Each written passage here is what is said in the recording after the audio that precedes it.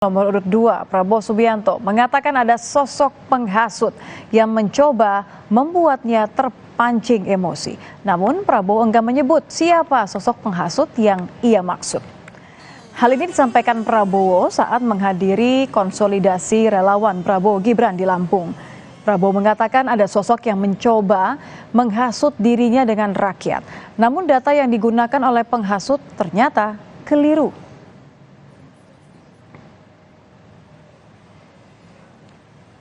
Saudara-saudara sekalian,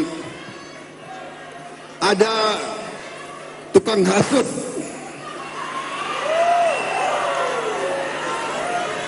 Tapi saya nggak sebut namanya loh.